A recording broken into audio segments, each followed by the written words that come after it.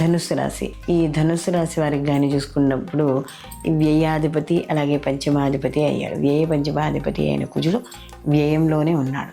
కాబట్టి సహజంగా ఇక్కడ సంతాన విషయాల్లో సంతానపరమైన ఏదైనా ఖర్చులు చేసేటప్పుడు, సంతానానికి విద్యకు కావచ్చు, ఉద్యోగానికి కావచ్చు, ఏదైనా అమౌంట్ ఏదైనా పెట్టేటప్పుడు వాళ్ళ విషయాల గురించి ఆలోచించేటప్పుడు మాత్రం తగు జాగ్రత్తలు అనేవి తప్పనిసరిగా తీసుకోవాలి. అందులో ఏ స్థానంలోనే ఉంటాడు కాబట్టి కాస్త ఏదైనా దూర ప్రయాణాలు చేసేటప్పుడు అప్పుడు కూడా కాస్త జాగ్రత్తగా ఉండాలి. అలాగే అనవసరమైన ప్రయాణాలు చేస్తారు, అలసటలు ఏర్పడతాయి. ముఖ్యంగా నేత్రానికి సంబంధించిన ఇబ్బందులు కూడా ఉంటాయి. గత కొంతకాలంగా ఏమైనా పాత రోగాలు కానీ, అంటే ఆల్రెడీ ఎవరైనా ఇంజ్యూర్ అయిన వాళ్ళు, ఇలాంటి వాళ్ళు ఉంటే వాళ్ళకు కూడా కాస్త ఇబ్బందులు అనేవి కలిగే అవకాశం అనేది ఉంటుంది. వాళ్ళ యొక్క మనసు ప్రకారంగా కానీ, ధన ప్రకారంగా కానీ చిన్న చిన్న నష్టాలు ఏర్పడే అవకాశం, అంటే వాళ్ళ మనసుకు దగ్గరగా ఉన్న వాళ్ళు దూరం అవ్వడం, ఇలాంటివన్నీ కూడా ఏర్పడే అవకాశం ఉంది.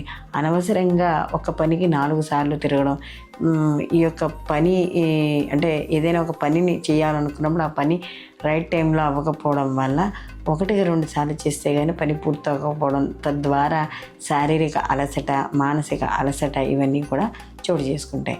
రాజకీయ నాయకులు కావచ్చు, లేకపోతే ఈ యొక్క సినీ కళారంగాల్లో ఉన్న వాళ్ళకి వీళ్ళకు కూడా అనవసరమైన ఖర్చులు, శ్రమ, ఆలోచనలు కూడా ఉంటాయి. కాబట్టి ఈ రాశివారు తప్పనిసరిగా ఏ పని చేసినా కూడా ఆచితూచి చేయడం అనేది మంచిది. ధనుసు రాశి వాళ్ళు మరిన్ని మంచి ఫలితాలు పొందడానికి వీళ్ళు ప్రతిరోజు కూడా సుబ్రహ్మణ్య ఆరాధన చేసుకుంటూ ఉండడం, అలాగే వీళ్ళకి ఏదైనా ఎవరికైనా సహాయం చేయాలి అనుకుంటే వాళ్ళకి పరోపకారం మిదం శరీరం అన్నట్టుగా చేయడము, అలాగే ఎర్రటి పళ్ళని ఎవరికైనా దానం ఇవ్వడం, ఇలాంటివి చేయడం ద్వారా మరిన్ని మంచి ఫలితాలు పొందుతారు.